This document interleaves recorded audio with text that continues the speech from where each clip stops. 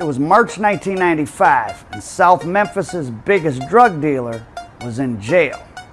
But his Chevy Lumina was impounded, and it had $500,000 in cash hidden in the stash spot at the commercial yard where the Memphis PD paid to keep impounded cars. A guy named Antoine Big Wayne Allen knew this local kingpin, and he got instructions from him on how to get into the car and open the stash to retrieve the $500,000. But as his name implies, Big Wayne was too big to get into the impound or get his hand in the stash, so he had to bring in a few other guys, including his younger and much smaller cousin, who was about 5'5" and 130 pounds, Craig Petties. Petties and one of his friends threw a ladder up over the fence. They go into the impound while Antonio Allen and another guy stand lookout, and they get into the Chevy Lumina, and they get the $500,000, and they get out of Dodge. Now, once they had the $500,000 they were supposed to give it to the guy whose money it was, but they decided not to. And Petties was promised a $100,000 cut from his cousin Big Wayne, but he ended up only getting $50,000 supposedly. The other guys apparently spent their money, but Craig Petties was, well, it seemed smart at the time, but maybe wasn't so smart in the end. He put his money into buying wholesale amounts of marijuana and cocaine, and eventually Petties would become one of the very few black drug dealers in the modern era to work directly with the cartel, the Barbie and the Beltran-Leyva cartel down in Mexico. Two men born into different circumstances in two very different parts of America around the same time, one in '74, one in '76. But they both had the same dream: money, power, and respect. And for a time, not a short time, but certainly not a long time, they were both very rich, very powerful. And as for respect, well, fear is often confused with respect, but they were certainly both very feared.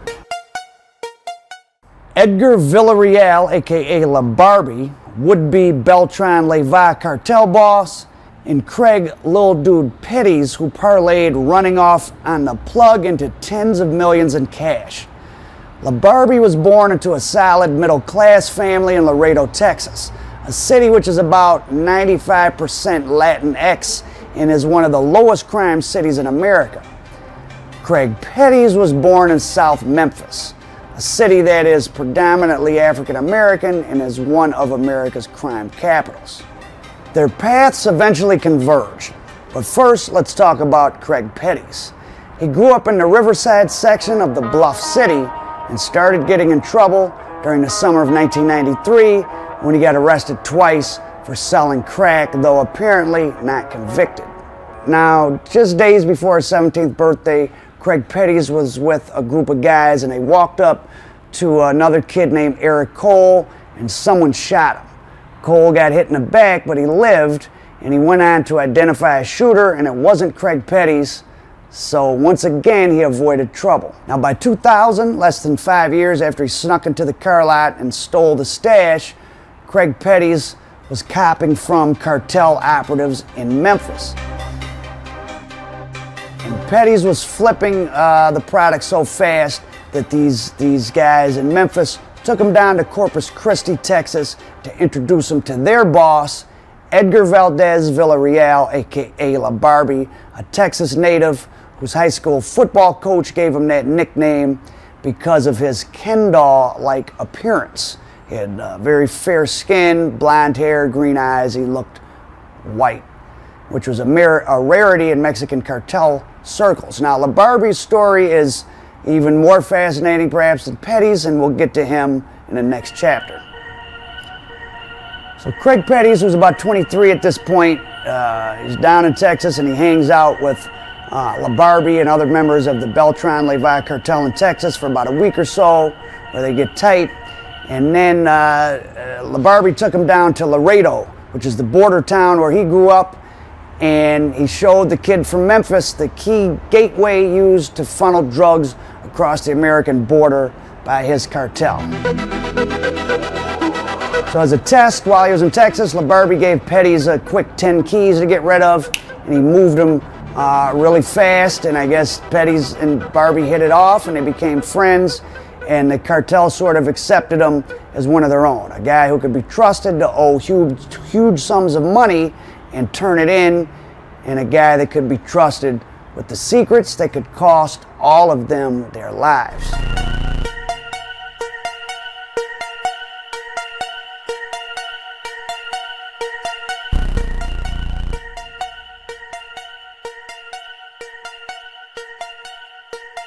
So Craig Petties became a multi-millionaire before his 25th birthday. Now, coincidentally, DJ Paul of the 666 Mafia is Petties' half-brother, but I couldn't find any federal law enforcement accusations that said DJ Paul was involved. And I'm sure they would have loved to have made those accusations, so sounds like he's squeaky clean. Can't help who your relatives are. Now, Petties maintained his growing empire with violence. Even close childhood friends and relatives weren't safe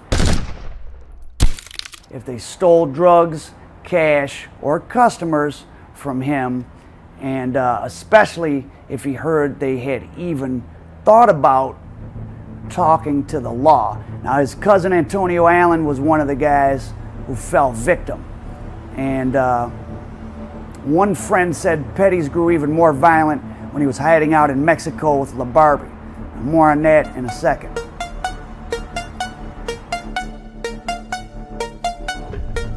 And the murders he pled guilty to eventually were all ordered from Mexico in Memphis via cell phone. One of the murders Petties denied was, like I said, that of his own cousin, Antonio Big Wayne Allen, the guy who put him up on the lick that got them all started.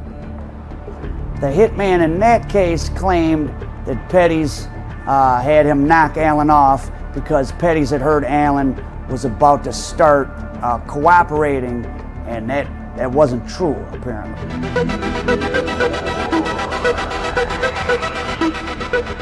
One of Petties' customer/partners was a guy named Torrance Bookie Hill out of Columbus, Georgia, which is about an hour and a half south of the ATL.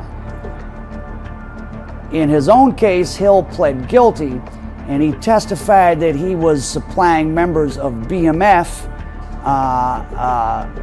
and his own operation supposedly grossed up to $9 million a month, and he was getting his supply from Craig Petties.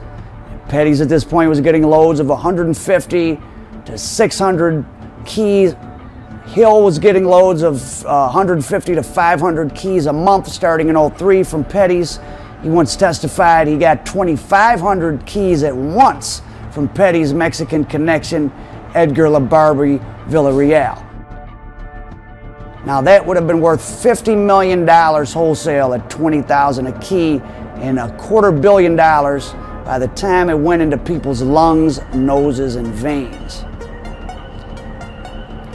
So this George Hill guy is most likely the source of the word on the street that BMF was getting supplied by Craig Petties.